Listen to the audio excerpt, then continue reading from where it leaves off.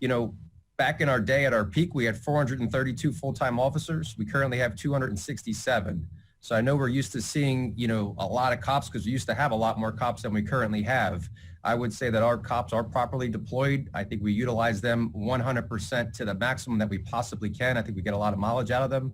But if you want to compare, you know, what you used to see 10, 15 years ago to today, you definitely are seeing less cops because we have a lot less cops.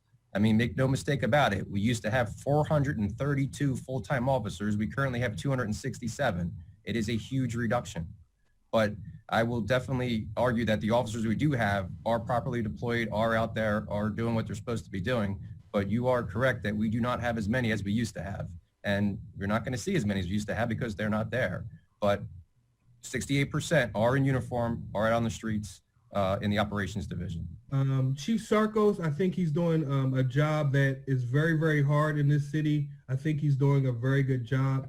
But as I go through this city, there is a huge non-presence of police.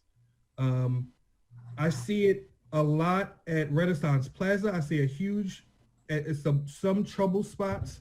I don't know if we're using them just for those trouble spots or we're using them for the whole city, but I don't see a presence of police in Atlantic City. I know a lot of you guys ride through the city and I don't see anyone a lot of times. And not saying that they're not there. Maybe it's just me. Maybe I just don't see them. So those numbers that you're giving us is all great. I know that in committee meetings, that the committee meeting that we just had with Councilman Sporty, the lady was saying it was a half an hour to 45 minutes to where police responded. I told him personally, I had someone call half an hour to 45 minutes before they got in a break-in, and I was there before the police, but they did a good job when they were there. So my concern is that, you know, do we have a deployment issue or what is going on? I know we had some coronavirus issues and just some deployment issues. I just want to know where the presence is in the neighborhoods, where the presence is in the city. And I'm not just talking about the tourism district. I'm talking actually about Atlantic City. Mr. BA, this electric company and their representatives really treating the city like a bunch of soda jerks. These lights have been out way too long. He always has an excuse. There's always a reason, and it's never Atlantic Electric. But these lights are out. We're paying a tariff on all those lights. And Councilman Morshid is 1,000% correct. We got to call them in and listen, we don't want to hear their excuses no more. Act like this is Margate or Longport and get our lights back up that we're paying for. It's always an excuse with him, constantly. 2 years it took to get the protection covers put back on those lights where any kid could have grabbed the electrical wires. 2 years it took Atlantic Electric. They're treating us bad. They're treating us like soda jerks, and we can't have it no more. They're getting paid. If we have to start deducting days for what our lights are out, enough is enough. So please, let's get them in. Let's not treat them like gentlemen no more.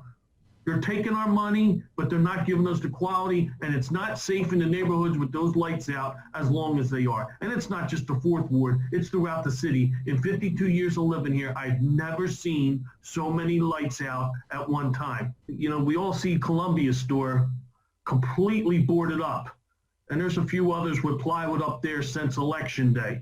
I've walked to every one of the stores, went inside, inspected them. Columbia has no broken windows at all. Somebody had broken in and stole something, so they decided as a theft deterrent to board up the entire store.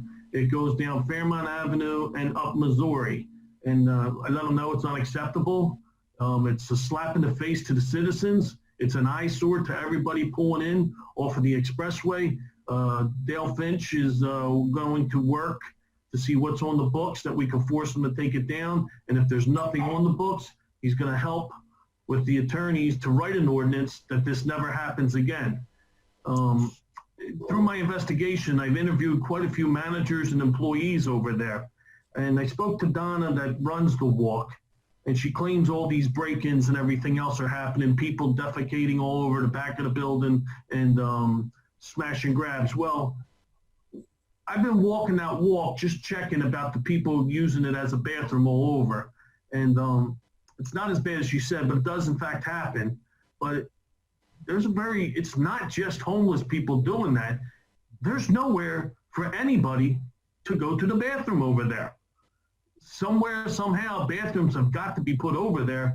It wasn't just homeless. I witnessed everyday people going behind a dumpster or something because there was no bathroom or something.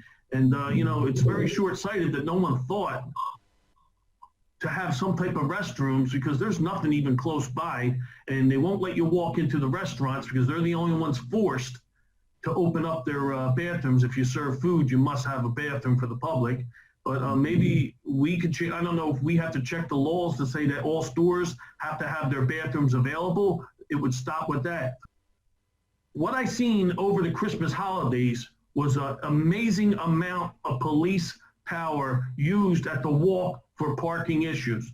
And listen, I want people at the walk to feel safe, just like every one of you do. But I want that same presence in the city, in our neighborhoods, where people are running through stop signs 30, 40 miles an hour. And we should give those seniors a few minutes to get in and out of the car with their goods. I have all the reports from Sarcos. I had the reports run, and I'll be forwarding them to all you, of every type of theft, every type of crime at the walk.